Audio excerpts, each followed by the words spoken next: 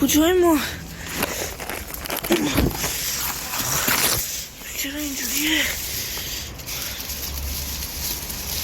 کی اینا رو گذاشته؟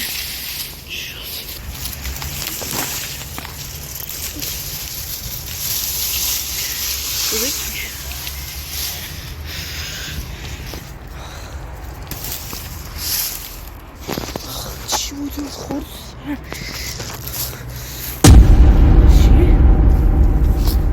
چیه؟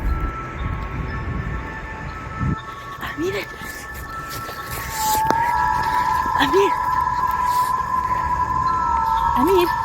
امیر بیدار شد.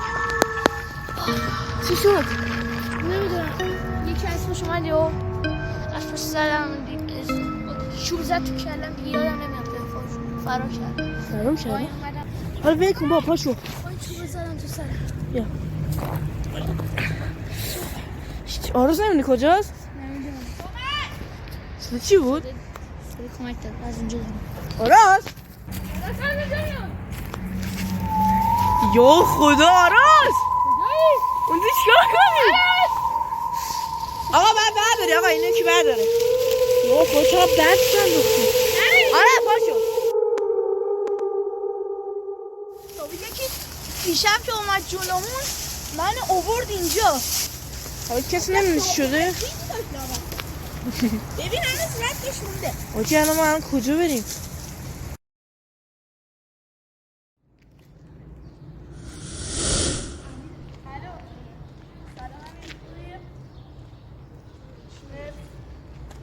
کجایی؟ خونه چیکار می‌کنی؟ منشو با صدرم بیرون بریم. نه همینطور رفتیم یه قدم بزنیم. میاد؟ خب شاید بیام. امیر یا اول این دیگه چیه؟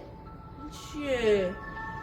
امیر امیر تو گذاشتی؟ امیر سری بیا باشه خدا. امیر گذاشته؟ امیر سری بیا خدافظ. امیر گذاشته؟ نداشته؟ نه امیر نداشت. وای دوچرخه آرتینه. سلام. دوچرخه آرتینه. دوچرخه آرتینه. اینه چیه؟ چاودن. میدونی چی نوشته؟ از کاری که کردین ناامید شدم. بیاین زنگل. نه این دستخط آرتین نیست. چرا از سرانگشت رو نگاه کن. خونه کلا. حتی پشتش هم خونیه. حاجی چوغو رو ببین. معلومه هم آرتین کلش بردن. واسه کبوتر. اوه اینا چیکار کردنش؟ حاجی این خونه آدمه، خونه کبوتر نمیتونه باشه. چاقو؟ بده. خونه انسانه آره.